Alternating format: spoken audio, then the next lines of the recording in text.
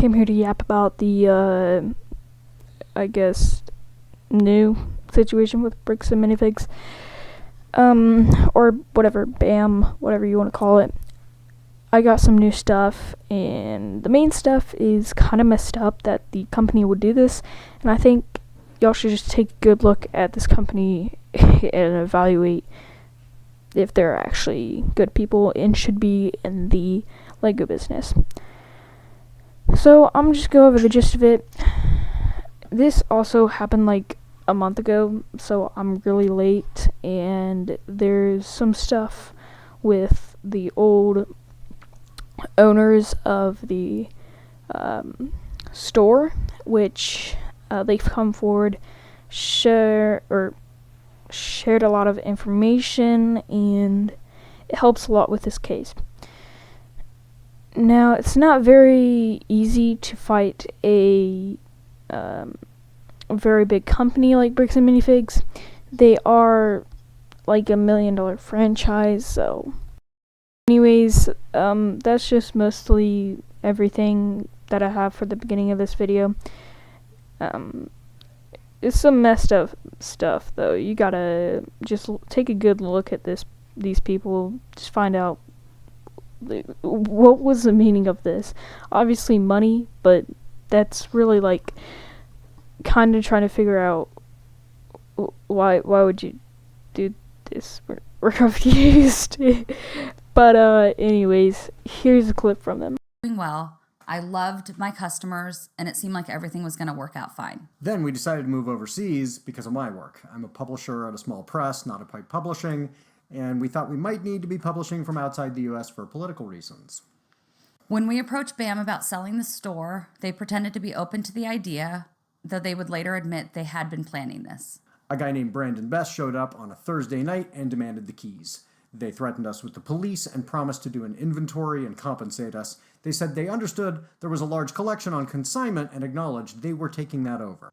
He's taking on the business, he takes on all that consignment. They told us the same thing they told Brian Mansell, that we could fight them, but they would drag it out and make it so expensive we would be putting ourselves into a whole lot of their words. Here's their executive product manager and director of operations, Kai McAllister, on the phone with us the night they took the store. If we go the legal route, it's going to be a very expensive battle for you, and it's not going to be a good position for you guys to get into. There's not a whole lot of options for you. If you want to go the legal route, it's just going to be a mess, and it's going to be expensive for you. Yeah, so why not consider talking with us rather than leaping to this? We jumped on the call with Crystal this morning. And you talked with her, or you talked at her? We talked at her. If you fight this, then you're putting yourself into a whole lot. Sounds like a threat, and I can acknowledge you feeling that because in a way it is. I mean, we have no choice, correct? Yes. Notice, that's not some franchisee. That's corporate. They want to pretend they're not involved, but they have been involved every step of the way. Of course, this was a nightmare. We were about to move and now had our life savings taken from us. We still tried, but this loss made the relocation untenable. Eventually, we were able to find a lawyer to represent us in Utah, where BAM is headquartered. We tried to negotiate with BAM. Just as they threatened, they dragged everything out and refused to even offer a settlement. They've tried arguments that are so contradictory, they make no sense when put together. They claim they own the store so they can take it, and also that they never owned the store in between taking it from us and selling it to Brandon Best and Josh Johnson. It can't be both. They claim in their newest public statement that it's all our fault they took Brian Mansell's father's collection because they don't allow consignments.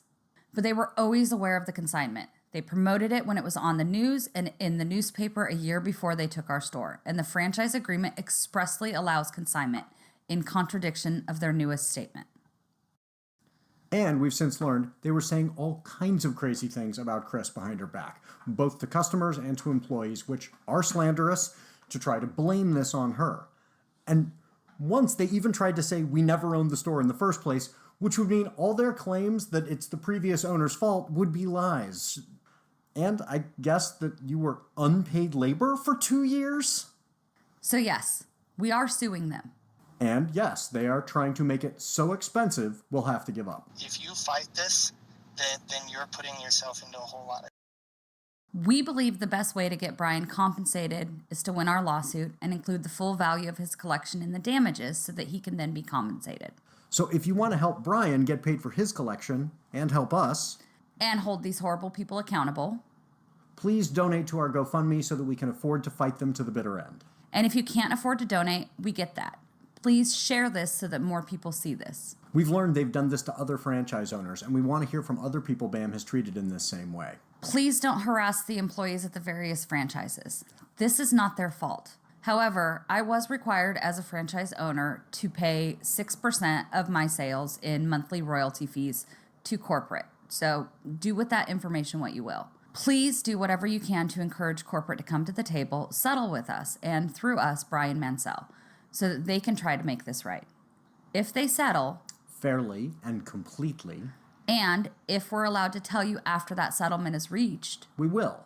So follow us wherever you're seeing this, and then go back to doing business with them once they've re-earned your trust.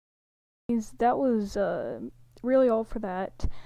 And I think it's messed up seeing this whole situation pan out, and especially crazy with how corporate is doing all this stuff with stealing the store back.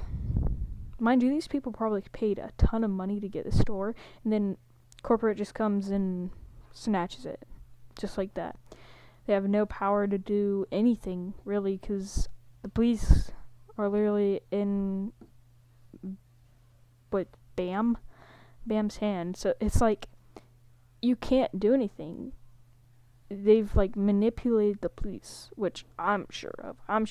The police just don't do that with no benefits. So it's just crazy, and I think personally I wouldn't do a lot with bricks and minifigs for a good bit, like he said, because they haven't earned all of our trust back. So yeah, and that's it.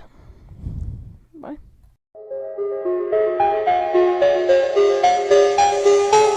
Bye bye.